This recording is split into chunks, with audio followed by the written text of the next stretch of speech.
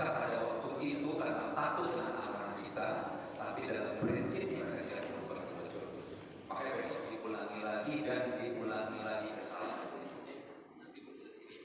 Nah, sekarang dalam ruang ketika siswa itu belajar, ada 3 aspek yang perlu diperhatikan. Kalau di zoom in, untuk belajar efektif perlu 3 aspek Bapak Ibu: kurikulum, pembelajaran, dan asesmen. Apa sih yang disebut dengan kurikulum? Apa itu? Kurikulum itu kumpulan materi yang disusun untuk membantu siswa mencapai tujuan tertentu. Jadi dia adalah kumpulan materi. Apa itu kurikulum? Kumpulan materi yang dirasa cukup untuk membuat anak kita mencapai tujuan tertentu. Tapi apakah materi itu bisa membuat siswa jadi pintar? Belum. Perlu ini proses pembelajaran.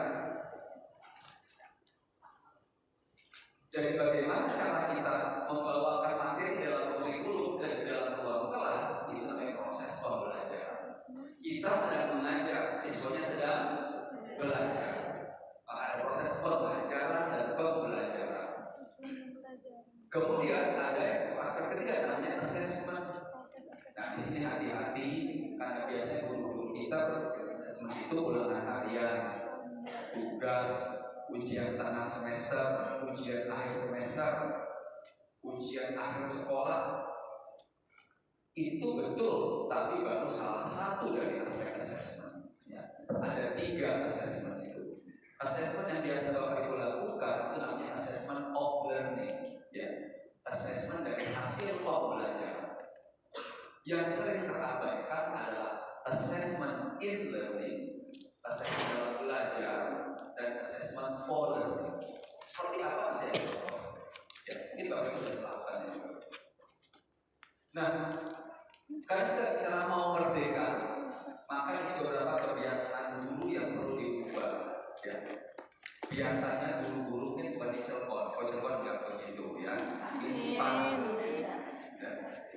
Guru-guru kalau mengajar biasanya berdasarkan isi buku.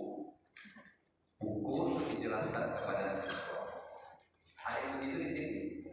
Ada dan tidak salah karena itu memang kebiasaan yang terjadi selama ini.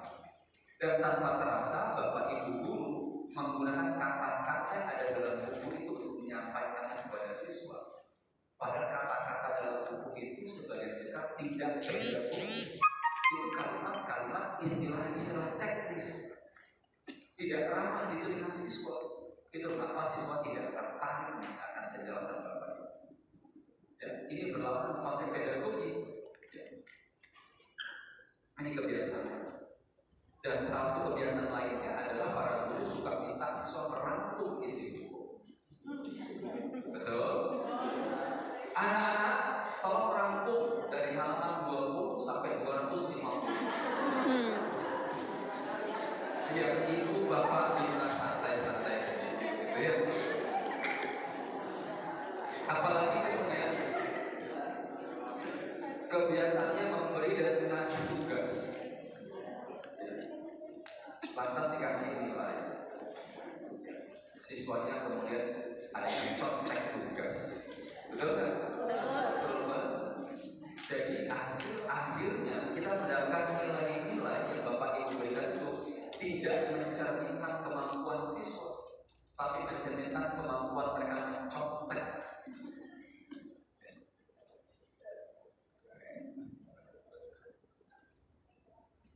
Seringkali menggunakan isi buku untuk menyampaikan perspektif atau maksud sebuah ilmu, sehingga tidak ada kesempatan melihat perspektif lain dalam melihat sebuah ilmu.